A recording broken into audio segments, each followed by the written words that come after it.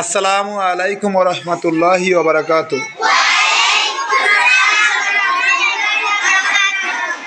এখানে মারিয়া দাঁড়িয়েছে তোমাদেরকে পার্টস অফ স্পিচ কাকে বলে এর উদাহরণটা বোঝানোর জন্য সে এখানে দাঁড়িয়েছে। তো এখন আগে এর সংজ্ঞাটা বা কাকে বলে এটা সে তোমাদের পড়িয়ে দেবে, তোমরা এর সাথে পড়বে।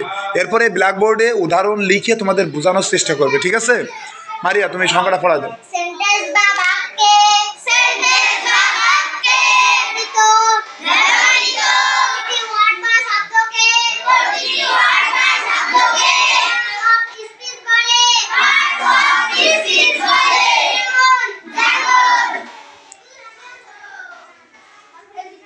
তোমরা দেখো মারিয়া একটা উদাহরণ লিখছে এখানে, ঠিক আছে?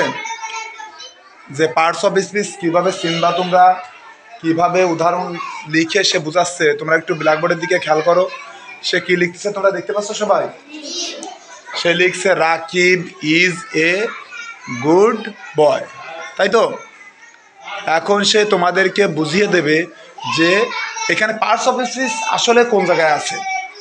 মারিয়া বলো তো, এখানে পার্টস অফ স্পিচ কোন জায়গায় আছে?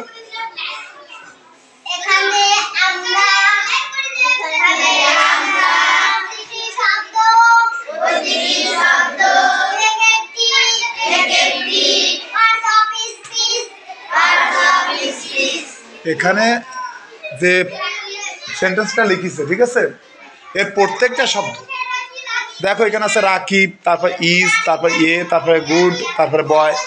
এই প্রত্যেকটা শব্দ কি কবদি তোমরা এক একটি পার্টস অফ স্পিচ। তো এ তো ছোটো মানুষ, এখানে সে লিখে দিচ্ছে, এটাই বিশাল ব্যাপার, তাই তো? তো তোমরা কি বুঝতে পারিছো পার্টস অফ স্পিচ কাকে বলে? তারপর উদাহরণটাও বুঝতে পারিছো? মাশাআল্লাহ, থ্যাংক ইউ সো মাচ।